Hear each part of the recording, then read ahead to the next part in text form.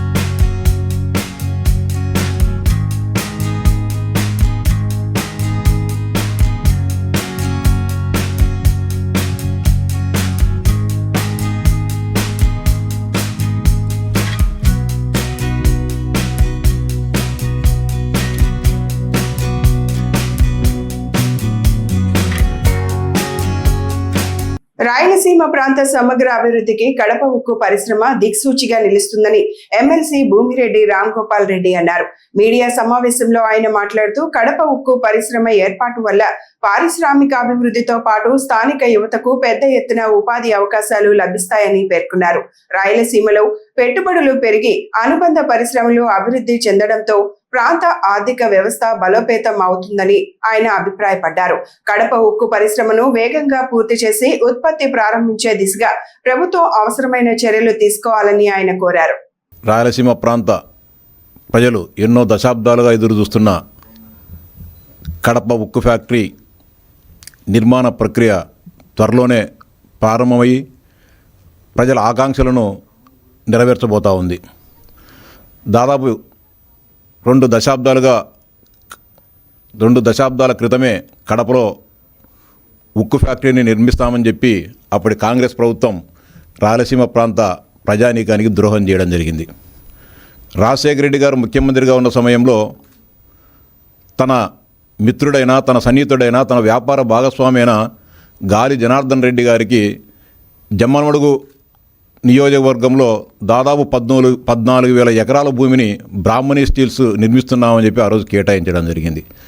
అదేవిధంగా దానికి క్యాప్టివ్ మైన్స్ను కేటాయించి ఆ క్యాప్టివ్ మైన్స్ ద్వారా పరిశ్రమను నిర్మించుకోకుండా, పరిశ్రమలో ఉక్కును తయారు చేయకోకుండా, ఎలాంటి పురోగతి లేకుండా వేల కోట్ల రూపాయలను ఓబులాపురం గనుల నుంచి దోపిడీ చేసిన చరిత్ర ఆ రోజు గాలి జనార్దన్ రెడ్డి గారిది.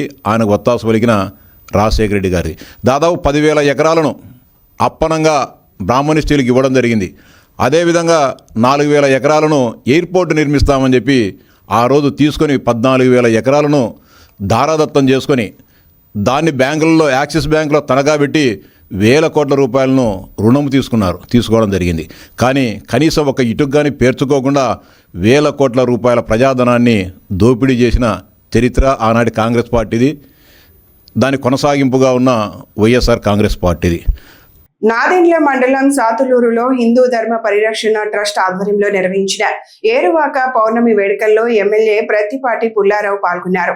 స్థానిక పేరంటాళ్లమ్మ తల్లి ఆలయంలో ధాన్యలక్ష్మి ఉత్సవ పూజ నిర్వహించి ధాన్యాన్ని అన్నదాతలు మరియు మహిళలకు పంపిణీ చేశారు. అనంతరం ట్రాక్టర్తో పొలం దున్ని మహిళా రైతులతో కలిసి వడ్లు వెదజల్లారు. ఈ సందర్భంగా మాట్లాడుతూ రైతు సంక్షేమమే కూటమి ప్రభుత్వ లక్ష్యమని, విత్తనాలు, ఎరువులు, మార్కెటింగ్, గిట్టుబాటు ధరల కోసం ప్రభుత్వం చర్యలు తీసుకుంటుందని తెలిపారు. జూలై 1 నుంచి రైతులకు కృష్ణా జలాలు అందనున్నాయని, ఈ ఏడాది రైతులకు మంచి దిగుబడులు రావాలని ఆకాంక్షించారు. అటువంటి రైతుకి ఈరోజు ఏరువాక పౌర్ణమి శుభాకాంక్షలు తెలియజేస్తూ భూమిని, పశు సంపదని ప్రకృతికి అనుసంధానం చేసేటువంటి ఏరువాక పౌర్ణమి.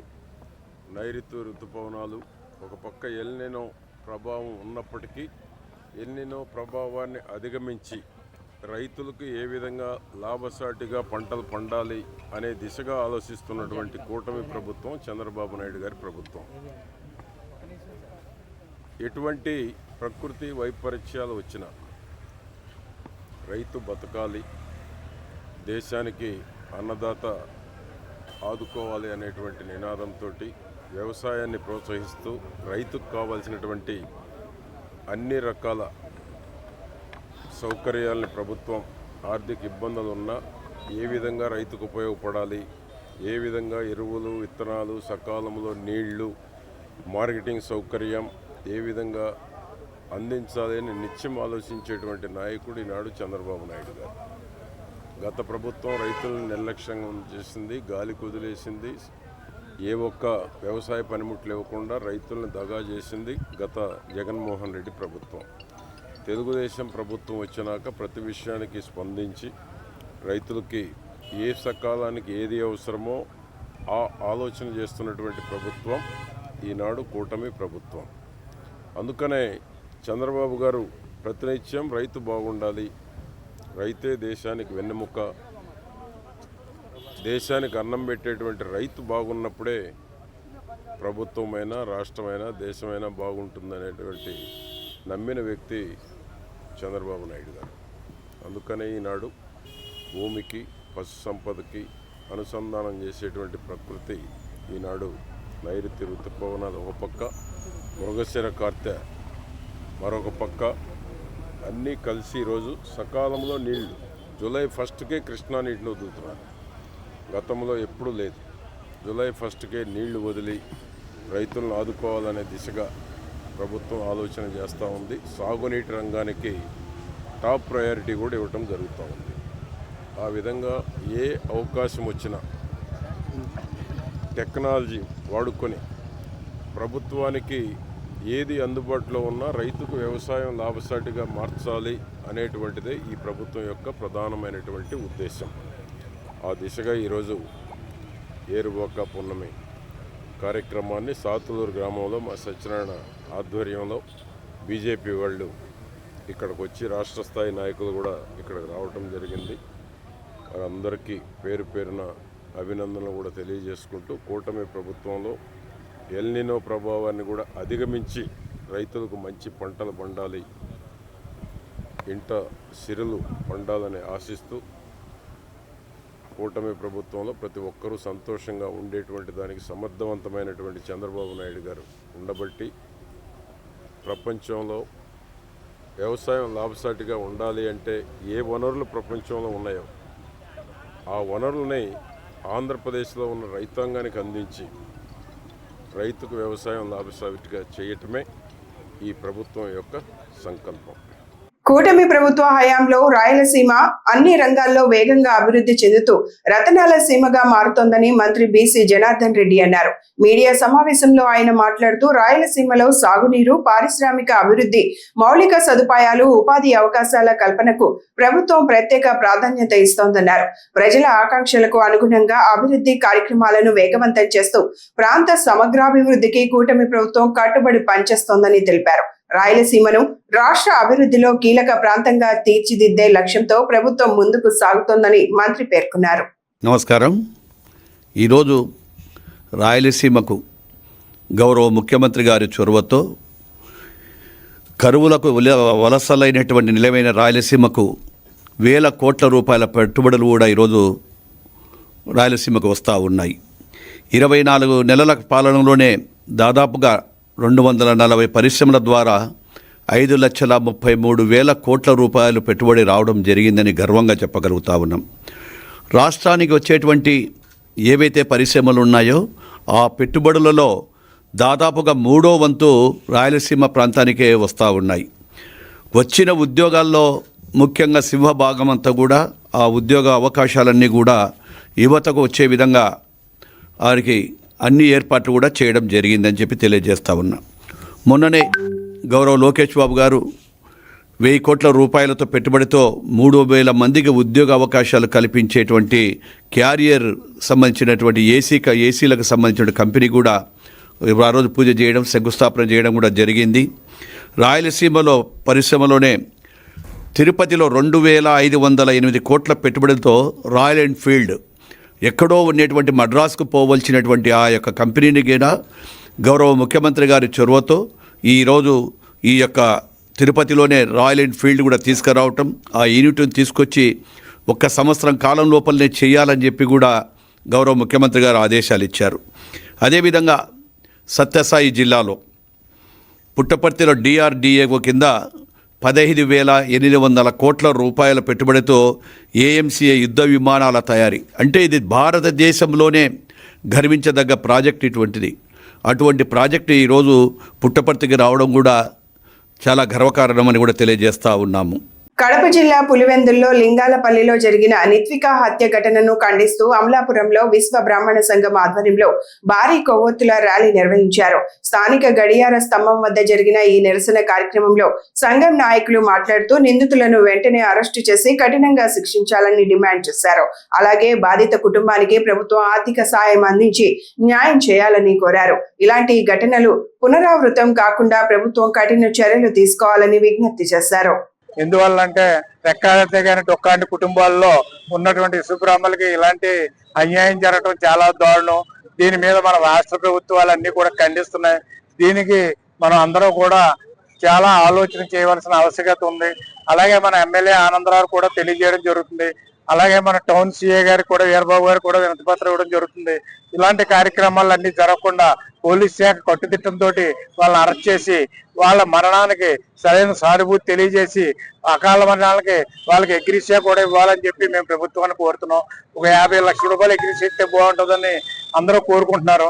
దాన్ని బట్టి మనం అందరూ కూడా ఆలోచన చేసి కడప జిల్లాలో ఉన్నటువంటి లింగాలపల్లి గ్రామంలో ఉన్నటువంటి రామలింగాచారి కుటుంబానికి న్యాయం జరగాలి. నిత్యగా అన్యాయం జరగకూడదు. ఇలాంటివన్నీ కూడా మరోసారి ఎక్కడ జరగకుండా ఉండాలని కోరుకుంటూ ఈరోజు రాష్ట్ర విశ్వబ్రాహ్మణ సంఘం దిగ్బాంధంలో మునిగిపోయింది. ఎందుకంటే మరి కడప జిల్లా పులివెందుల గ్రామంలో ఇది వరకు హత్య రాజకీయాలకు మారుపేరుగా ఉంటే ఈ రోజు పిల్ల రాజకీయాలకు కూడా మారుమోగుతూ ఉన్నది. మరి మన ఈ విషయం కూడా అందరూ కూడా గ్రహించే ఉండాలి. మన ఆంధ్రప్రదేశ్ రాష్ట్రంలో హోం మంత్రి వర్యులు ఒక స్త్రీమాత అయినప్పటికీ కూడా ఒక చంటి పాపని తీసుకెళ్లి ఆడుకుని పాపని పసిగుడ్డుని తీసుకెళ్లి ఈ రోజు కిరాతకంగా వాటర్ టబ్ లో పెట్టి ఊపిరి జలపకుండా చంపేయడం అనేది విశ్వబ్రాహ్మణ కుటుంబానికే ఈ రోజు దిగ్బాంధానికి గురి చేస్తా ఉన్నది. మరి ఇటువంటి సంఘటనలు విశ్వబ్రాహ్మణ కుటుంబంలో జరగకుండా మరి హోంమంత్రి, మరి రాష్ట్ర ప్రభుత్వం, మరి ముఖ్యమంత్రి వర్యులు నారా లోకేష్ గారు అందరూ కూడా దీనిపై చర్యలు తీసుకుని ఈ కుటుంబానికి తక్షణం న్యాయం చేసి వారికి సానుభూతి తెలియజేయాలని చెప్పి కూడా మేము తెలియజేస్తా ఉన్నాం. ఈ రోజు రాష్ట్రంలో జరిగినటువంటి ఈ విషాద ఘటన మా రాష్ట్రంలో ఉన్న విశ్వబ్రాహ్మణ కుటుంబాలందరినీ కలిచివేసింది. ఎందుకంటే పులివెందుల గ్రామంలో ఇక్కడ జరిగిన కుటుంబానికి, విశ్వబ్రాహ్మణ కుటుంబానికి చాలా తీరని లోటు అని చెప్పాలి. ఎందుకంటే ఒక ఆచార్య గారి అమ్మాయి 4 సంవత్సరాల పిల్ల, ఆ అమ్మాయికి అపశుభం తెలియదు. అటువంటి పాపని పక్కన ఇరుగు పొరుగు ఉన్న కుటుంబంలో అక్కడ ఏదో గొడవలు జరిగి ఇరు వర్గాల మధ్య ఉన్న తలపోటు మీద ఆ పిల్లని నీటి కుండలో ముంచేసి ఒక నీటి డ్రమ్ములో తలకిందులుగా ముంచి చంపేయడం అనేది చాలా అమానుషమైన ఘటన. ఈవేళ రాష్ట్రంలో ఇటువంటి సంఘటన ఎక్కడా కూడా పునరావృతం కాకుండా రాష్ట్రంతో చర్య తీసుకొని మా విశ్వబ్రాహ్మణ కుటుంబాలందరికీ కూడా న్యాయం జరగాలని చెప్పి రెండోసారి రాజ్యసభ సభ్యుడిగా ప్రమాణ స్వీకారం చేసిన సానా సతీష్ బాబుకు డాక్టర్ బిఆర్ అంబేద్కర్ కోనసీమ జిల్లాలో ఘన స్వాగతం పలికేందుకు తెలుగుదేశం పార్టీ శ్రేణులు భారీ ఏర్పాట్లు చేస్తున్నాయి. జిల్లా టీడీపీ ప్రధాన కార్యదర్శి గంధం పల్లం రాజు మీడియా సమావేశంలో మాట్లాడుతూ రావులపాలెం సెంటర్లో సానా సతీష్ బాబుకు ఘన స్వాగతం పలికిన అనంతరం కార్ల ర్యాలీగా అంబాజీపేటకు చేరుకొని అక్కడి నుంచి బైక్ ర్యాలీగా అమలాపురం గడియార స్తంభం సెంటర్ కు చేరుకుంటారని తెలిపారు. తదుపరి నల్ల వంతెన సమీపంలోని సత్యనారాయణ గార్డెన్స్ లో ఏర్పాటు చేసిన భారీ పౌర సన్మాన సభలో ఆయన పాల్గొంటారని పేర్కొన్నారు. మా కోనసీమ రమ్మని ఆయన కోరటం జరిగింది. ఆయన వెంటనే 29వ తారీఖున మీకు అమలాపురం వస్తాను అని చెప్పడం, మరి మా కూటమి కార్యకర్తలందరితోటి ఆలోచించి మనం ఎలా చేద్దామని అంటే మనం సానా సతీష్ గారిని రావులపాలెం 2 గంటలకి ఆయన రిసీవ్ చేసుకుని కార్ల ర్యాలీతో అక్కడి నుంచి మన అంబోజీపేట మీదుగా, అంబోజీపేటలో చాలా మంది యువకులు బైక్ ర్యాలీగా వచ్చి అక్కడ వెయిట్ చేస్తూ ఉంటారు. ఆ బైక్ ర్యాలీలో ఆయన ఓపెన్ టాప్ జీప్ ఎక్కించి అక్కడ నుంచి బైక్ ర్యాలీ ద్వారా మన ఈదరపల్లి మీదుగా, అలాగే గడే స్తంభం నుంచి ఇలా నల్లవంతుని దగ్గరికి గల సత్యనారాయణ గార్డెన్స్ లో మరి ఆయనకి సన్మానం చేయటం జరుగుతుంది. దానికి కూటమి నాయకులందరూ వచ్చి మరి సన్మానం చేయడానికి చాలా ఉత్సాహంగా ఉన్నారు. అందరూ శుభాకాంక్షలు తెలిపి అనంతరం మరి అందరికీ డిన్నర్ కూడా ఏర్పాటు చేయడం జరిగింది. అలాగే మన కోనసీమ కూటమి నాయకులందరూ కూడా ఈ సత్కారానికి వచ్చి సత్కారం అయిన తర్వాత భోజనాలు చేసి వెళ్ళాలని, క్షేమంగా ఇంటికి చేరుకోవాలని కోరుకుంటున్నాం. రేపు అంటే 29వ తారీఖు సోమవారం సానా సతీష్ గారు 2వసారి రాజ్యసభ సభ్యులుగా ఎన్నికయ్యి కోనసీమ ఇచ్చేస్తున్న సందర్భంగా ఆయనకి ఘన సన్మానం ఏర్పాటు చేయడం జరిగింది. అది కూడా పూర్తి స్థాయిలో పల్లవరాజు యొక్క ఆధ్వర్యంలో దానికి కావాల్సినటువంటి అన్ని రకాల ఏర్పాట్లను కూడా ఆయన సొంతంగానే చేయడం జరుగుతూ ఉంది. అలాగే సానా సతీష్ గారికి, పల్లవరాజు గారికి ఈ కూటమి ప్రభుత్వం వచ్చినప్పుడు ఈ 2 సంవత్సరాల నుంచి కూడా చాలా బాగా దగ్గర స్నేహపూర్వకంగా ఉంటున్నారు ఇద్దరు కూడా. పల్లవరాజు గారి యొక్క రిక్వెస్ట్ మీద ఆయన ఈ రోజుని ఆయనకు అభినందన కార్యక్రమం చేయాలి, మీకు అభినందించాలన్నప్పుడు తప్పనిసరిగా నేను కోనసీమ వస్తాను, మీరు చెప్పింది నేను డేట్ ఇస్తానని చెప్పి ఆయన 29వ తారీఖు డేట్ ఇవ్వడం జరిగింది. దాని ప్రకారం ఈవేళ ఆయనకి అన్ని రకాల ఏర్పాట్లు చేసి ఆయనకు ఒక ఘన సన్మానం చేయలేనటువంటి కార్యక్రమంలో మరి రావులపాలెం నుంచి రిసీవ్ చేసుకుని అంబాజీపేట నుంచి, ఈదరపల్లి వంతెన నుంచి, గడియాస్తంభం నుంచి, నల్లవంతెన నుంచి సత్యనారాయణ గార్డెన్ చేరుకోవడం జరిగింది. మా యొక్క షెడ్యూల్ ప్రకారం సత్యనారాయణ గార్డెన్కి ఎట్టి పరిస్థితుల్లో 6 గంటలకి సత్యనారాయణ గార్డెన్ చేరుకుని ఆయన యొక్క అభినందన సభని పూర్తి స్థాయిలో విజయవంతం చేసి ఆహ్వానితులందరూ కూడా డిన్నర్ ఏర్పాటు చేసి అందరూ సంతోషంగా కూటమి ప్రభుత్వంలో ఉన్నటువంటి ఇటు బీజేపీ కానీ, తెలుగుదేశం కానీ, జనసేన కానీ, అలాగే ఇతర ఎవరైనా మిగతా పక్షాలు ఉన్నప్పటికీ వాళ్ళందరినీ కూడా కలుపుకుంటూ ఇది అందరినీ కలిపి చేస్తున్నటువంటి కార్యక్రమం కింద చేయడం జరుగుతుంది. వెలిగొండ ప్రాజెక్ట్ విషయంలో కొందరు క్రెడిట్ చోరీ చేసే ప్రయత్నాలు చేస్తున్నారని అప్పసాని రాజేష్ విమర్శించారు. మీడియా సమావేశంలో ఆయన మాట్లాడుతూ వెలిగొండకు గొడ్డలి పార్టీ ఏం చేసిందని క్రెడిట్ తీసుకుంటుందని అంటూ ప్రశ్నించారు. ప్రాజెక్టు అభివృద్ధికి ఎవరు ఏం చేశారో ప్రజలకు తెలుసునని, వాస్తవాలను వక్రీకరించి రాజకీయ లబ్ధి పొందే ప్రయత్నాలు మానుకోవాలని ఆయన అన్నారు. వెలిగొండ ప్రాజెక్టు పూర్తి చేసి రైతులకు సాగునీరు అందించడమే ప్రధాన లక్ష్యమని పేర్కొన్నారు. వెలిగొండ ప్రాజెక్టు నిర్వాసితులకి సుమారుగా 2351 మంది నిర్వాసితులకి 6 ప్యాకేజ్ కింద 300 కోట్ల రూపాయల చెక్కు వాళ్ళకి ఆ పరిహార పంపిణీ నిమిత్తం అందజేసిన సంగతి మనకందరికీ తెలిసిందే. ఇటువంటి నేపథ్యంలో నిన్న చూసాం మనం సాక్షి మీడియాలో జగన్మోహన్ రెడ్డి గారు ఆయన ఏదో వెలిగొండ ప్రాజెక్టుని పూర్తి చేసి జాతికి అంకితం చేస్తే ఈనాడు చంద్రబాబు నాయుడు గారు ఆ క్రెడిట్ చోరీ చేస్తున్నారు అంటూ ఒక బ్యానర్ ఐటమ్ ప్రచురించిన సంగతి చూస్తూ ఉన్నాం. అంటే ప్రతి సందర్భంలో ప్రభుత్వం ఏదైనా ఒక ప్రాజెక్టు కంప్లీట్ చేసి ఆ ఫలాన్ని ప్రజలకు అందించే సందర్భంలో ఈ ప్రాజెక్టుని నేనే పూర్తి చేశా, నా హయాంలోనే ఈ ప్రాజెక్టు పూర్తయిపోయింది, ఈ ప్రాజెక్టు పూర్తయిపోయిన ఫలాన్ని ప్రజలకు అందించింది నేనే, కానీ చంద్రబాబు నాయుడు గారు క్రెడిట్ చోరీ చేస్తున్నారు అని చెప్పని పదే పదే ఈ మధ్యకాలంలో మా యువ నాయకులు, మా జాతీయ వర్కింగ్ ప్రెసిడెంట్ నారా లోకేష్ గారు చెప్తున్నట్టుగా క్రెడిట్ చోరీ డిజార్డర్, ఆ డిజార్డర్తో బాధపడుతున్న జగన్మోహన్ రెడ్డి గారు, వాళ్ళ కుటుంబ యాజమాన్యంలో ఉన్న సాక్షి పత్రిక, వాళ్ళ సోషల్ మీడియా ఏ విధమైన ప్రచారాలకు పాల్పడుతుంది చూస్తూ ఉన్నాం మనం. ఇటువంటి నేపథ్యంలో అసలు ఈ వెలిగొండ ప్రాజెక్టు గురించి, ఈ వెలిగొండ ప్రాజెక్టు స్థితిగతుల గురించి తప్పనిసరిగా ప్రజలకు విడమర్చి చెప్పాల్సిన బాధ్యత మాకుంది అని చెప్పని భావించి ఈరోజు వివరాలు తెలియజేస్తూ ఉన్నాం. ఉమ్మడి రాష్ట్ర ముఖ్యమంత్రిగా చంద్రబాబు నాయుడు గారు కొనసాగుతున్న సందర్భంలో 1996 మార్చి 26వ తారీఖు రోజు వారి చేతుల మీదుగానే ఈ వెలుగొండ ప్రాజెక్టు శంకుస్థాపన జరిగింది. ఆనాడు చంద్రబాబు నాయుడు గారి చేతుల మీదుగా శంకుస్థాపన జరిగిన ఈ ప్రాజెక్టు 2019లో విభజిత రాష్ట్ర తొలి ముఖ్యమంత్రిగా చంద్రబాబు నాయుడు గారి ప్రభుత్వ పదవీకాలం ముగిసే నాటికి ఆ ప్రాజెక్టు మీద పెట్టిన మొత్తం ఖర్చు 5,974 కోట్లు. వాస్తవంగా ఈ ప్రాజెక్టు 53 టీఎంసీల స్టోరేజ్ కెపాసిటీతో ఈ ప్రాజెక్ట్ కాన్సెప్ట్లైజ్ చేయడం జరిగింది. దాంట్లో 4,30,000 ఎకరాలకి, ఇన్ఫ్యాక్ట్ ఇంకా మాట్లాడుకుంటే 4,34,000 ఎకరాలు సాగునీరు, అలాగే 18 లక్షల మంది ప్రజలకి తాగునీరు అందించగలిగే ఈ బృహత్తర ప్రాజెక్టు ప్రకాశం జిల్లా, ఉమ్మడి ప్రకాశం జిల్లా, ఇప్పటి మార్కాపురం జిల్లా, అలాగే ఉమ్మడి కడప జిల్లా, అలాగే ఉమ్మడి నెల్లూరు జిల్లా మెట్ట ప్రాంత ప్రజల తాగు సాగునీటి కష్టాలను తీర్చే ఈ ప్రాజెక్టు నిర్మాణం 3 దశాబ్దాల తర్వాత ఈరోజు తిరిగి మళ్ళీ చంద్రబాబు నాయుడు గారి హయాంలో ఇరిగేషన్ శాఖ మంత్రిగా నిమ్మల రామానాయుడు గారి సారథ్యంలో ఈ ప్రాజెక్టు రాబోయే ఖరీఫ్ నాటికి తొలి దశ నీళ్లు ఇవ్వటానికి ప్రభుత్వపరంగా సంసిద్ధం అవుతున్న సందర్భంలో ఈ ప్రాజెక్టు ఫలాలు ప్రజలకు అందిన పక్షంలో ఖచ్చితంగా ఆ ప్రాంత ప్రజలలో తనకు మనుగడ లేకుండా పోతుంది అని చెప్పని భావించిన వైసీపీ పార్టీ ఈ విధమైన దుష్ప్రచారాలకు పాల్పడుతుందనేది వాస్తవం. జాతీయ ఆరోగ్య మిషన్ ఆధ్వర్యంలో నిర్వహిస్తున్న పల్స్ పోలియో కార్యక్రమంలో భాగంగా జిల్లా కేంద్రంలోని అంబేద్కర్ నగర్ మండల పరిషత్ ప్రాథమిక పాఠశాలలో ఏర్పాటు చేసిన పోలియో చుక్కల కార్యక్రమాన్ని జిల్లా కలెక్టర్ సందీప్ కుమార్ జా ప్రారంభించారు. ఈ సందర్భంగా 0 నుంచి 5 సంవత్సరాల లోపు చిన్నారులకు స్వయంగా పోలియో చుక్కలు వేశారు. అనంతరం మాట్లాడుతూ ప్రతి 5 ఏళ్ల లోపు చిన్నారికి తప్పనిసరిగా పోలియో చుక్కలు వేయించాలని సూచించారు. పోలియో రహిత సమాజ నిర్మాణంలో ప్రతి ఒక్కరూ భాగస్వాములు కావాలని, గ్రామీణ పట్టణ ప్రాంతాల ప్రజలు తమ చిన్నారులను సమీపంలోని పోలియో కేంద్రాలకు తీసుకువచ్చి చుక్కలు వేయించాలని కోరారు.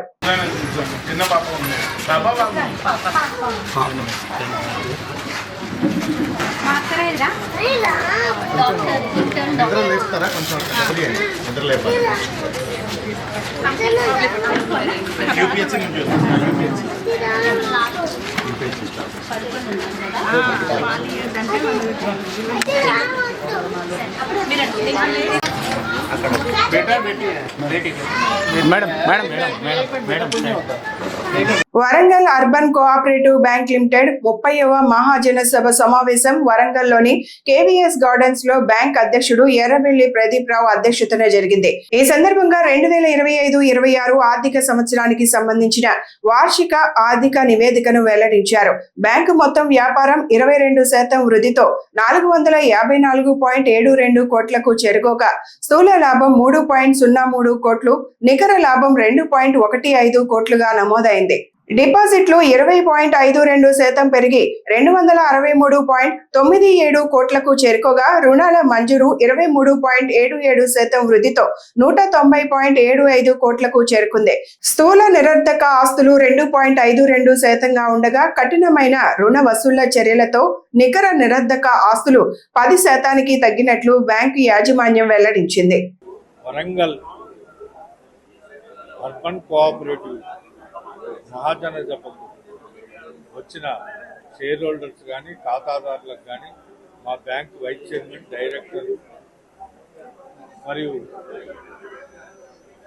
అందరికి పత్రికా విలేకరులకు అందరికీ పేరు పేరు నమస్కారాలు తెలియజేస్తూ వరంగల్ అర్బన్ కోఆపరేటివ్ బ్యాంకు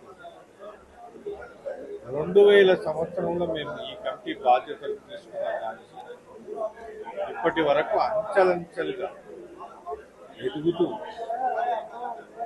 తెలంగాణలోనే ఒక కోఆపరేటివ్ బ్యాంక్ ఏది ఆదర్శంగా నడిచేది వరంగల్ అర్బన్ బ్యాంక్ అని చెప్పే విధంగా ఆర్బీఐ కానీ, కోఆపరేటివ్ సంస్థలు కానీ, ఆ పాలక వర్గం దీన్ని తీర్చిదిద్దిన విషయం వాటాదారులకు, షేర్ హోల్డర్లకు తెలిసిన విషయం. ఇది ఈ అర్బన్ బ్యాంక్ ఇంతకు ముందు వరంగల్ పూర్వ జిల్లాకు పరిమితం ఉండేది. అట్లాంటి ఇప్పుడు తెలంగాణ వ్యాప్తంగా మేము అర్బన్ బ్యాంకును విస్తరించే అవకాశం ఆర్బీఐ కానీ, కోఆపరేటివ్ కానీ ఈ సంవత్సరం మనకు ఇచ్చిన విషయం మీ ద్వారా వరంగల్ ప్రజానికానికి తెలియపడుతుంది. హనుమకొండ సుబేదారిలోని ప్రతిష్టాత్మక వరంగల్ క్లబ్ ఎన్నికలు ఉత్కంఠభరితంగా జరిగాయి. సుమారు 92% పైగా పోలింగ్ నమోదైన ఈ ఎన్నికల్లో క్లబ్ కార్యదర్శిగా డాక్టర్ పి ప్రవీణ్ ఘన విజయం సాధించారు. అదేవిధంగా కార్యవర్గ సభ్యులుగా గట్టురాజు, చంద్రప్రకాష్ రెడ్డి, కళ్యాణ్ రెడ్డి, చాడ సునీల్ రెడ్డి, పల్లం రవి, చెల్ల శ్రీధర్ రెడ్డి, డాక్టర్ ప్రవీణ్ కుమార్ మంచికట్ల, రాజేష్ అజ్మీరా, చెన్నారెడ్డి గోనేలు ఎన్నికయ్యారు. హనుమకొండ జిల్లా కలెక్టర్ క్లబ్ చైర్పర్సన్ గా, వరంగల్ పోలీస్ కమిషనర్ కో చైర్మన్ గా వ్యవహరిస్తుండటంతో ఈ ఎన్నికలకు ప్రత్యేక ప్రాధాన్యత ఏర్పడింది. వరంగల్ క్లబ్ ఎలక్షన్స్ మంచి సెక్రటరీ గారు నాకు చాలా ఆనందంగా ఉంది. దీనికి తోడ్పడిన చాలా మంది క్లబ్ మెంబర్స్ కి నేను కృతజ్ఞతలు. నా మీద ఉంచిన ఆసక్తిని 100% కానీ మేనిఫెస్టో ప్రకారంగా చాలా మార్పులు చేర్పులు చేసి నేను తీసుకురావాలని 100% రిక్వెస్ట్ చేస్తాను. నాతో ఇప్పుడు తెలిసిన వాళ్ళందరికీ, కంటెస్టెంట్స్ అందరికీ, వాళ్ళు కూడా వాళ్ళని టీం వర్క్ లో వర్క్ చేస్తాము. పాత వర్క్ వాళ్ళందరూ తిరిగి తీసుకొని అందరి మెంబర్స్ ఇన్పుట్ తీసుకుని నేను ఫర్దర్ గా ఒక దీంట్లో చాలా లైక్ ఫ్యామిలీ బెనిఫిట్ చేయాలనేది, ఫ్యామిలీ రెస్పాన్సిబిలిటీ, తర్వాత లీగ్ మెంబర్షిప్ ట్రాన్స్ఫర్ చేయడం వల్ల, అలా కాకుండా ఇన్ఫ్రాస్ట్రక్చర్, అలా కాకుండా మనకి బేసికలీ బయట చేయడం, తర్వాత యాప్ మన రెగ్యులర్ యాప్ ఇంప్రూవ్ చేయడం, ఇలా చాలా. తర్వాత financial audit, every 3 months financial audit చేయాలి. ఇలాంటి మేము చెప్పిన మేనిఫెస్టో చెప్పిన ఇవి కాకుండా అందరి మెంబర్స్తో కూడుకొని ఇన్పుట్స్ తీసుకుంటాము. అండ్ మేడ్చల్ జిల్లా కుత్బుల్లాపూర్ నియోజకవర్గంలోని సురారం శివాలయ నగర్ లో పల్నాటి శివకుమార్ ఆధ్వర్యంలో పల్స్ పోలియో కార్యక్రమం నిర్వహించారు. ఈ కార్యక్రమానికి కుత్బుల్లాపూర్ ఎమ్మెల్యే కేపీ వివేకానంద గౌడ్ ముఖ్య అతిథిగా హాజరై చిన్నారులకు పోలియో చుక్కలు వేయించారు. అనంతరం పిల్లలకు పౌష్టికాహార కిట్లను పంపిణీ చేశారు. ఈ సందర్భంగా ప్రజారోగ్య పరిరక్షణలో పల్స్ పోలియో కార్యక్రమం కీలకమని, ప్రతి చిన్నారికి పోలియో చుక్కలు వేయించాలని పిలుపునిచ్చారు. ఈ కార్యక్రమంలో కార్పొరేటర్ మంత్రి సత్యనారాయణ, కార్పొరేటర్ సురేష్ రెడ్డి, డివిజన్ అధ్యక్షుడు పుప్పల్ల భాస్కర్, బీఆర్ఎస్ ఉద్యమకారుడు వారాల వినోద్, బీఆర్ఎస్ సీనియర్ నాయకుడు కొండగండ్ల శ్రీనివాస్ రెడ్డి, మహిళా అధ్యక్షురాలు హేమలత రెడ్డి, మహిళలు, కాలనీ వాసులు పాల్గొన్నారు.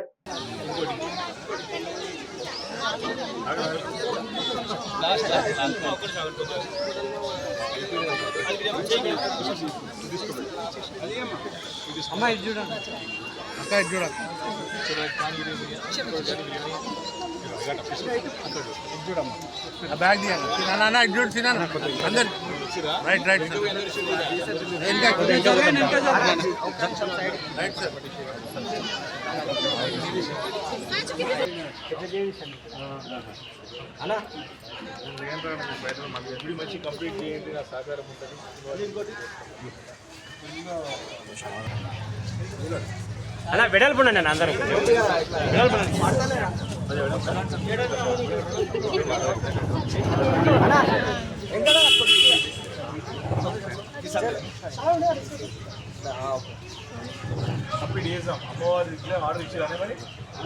గ్రేటర్ వరంగల్ మున్సిపల్ కార్పొరేషన్ నూతన కమిషనర్ గా బాధ్యతలు స్వీకరించిన టి వెంకన్న సోమవారం హనుమకొండ జిల్లా కలెక్టర్ GWMSC ప్రత్యేక అధికారి చాహద్ బాజ్పాయ్ ను కలెక్టరేట్ లో మర్యాద పూర్వకంగా కలిశారు. ఈ సందర్భంగా కమిషనర్ టి వెంకన్న కలెక్టర్ కు పూల మొక్కను అందచేయగా జిల్లా కలెక్టర్ నూతన కమిషనర్ కు శుభాకాంక్షలు తెలియజేశారు.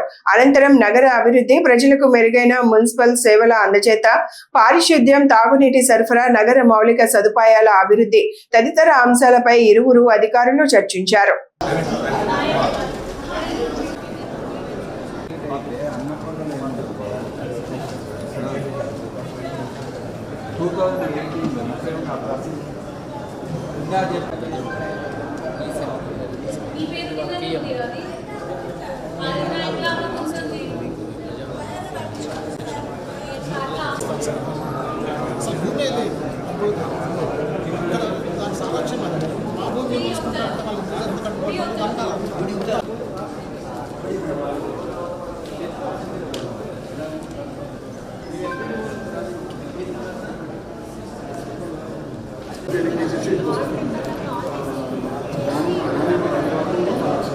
ఈ వార్తలు ఇంతటితో సమాప్తం. నమస్కారం.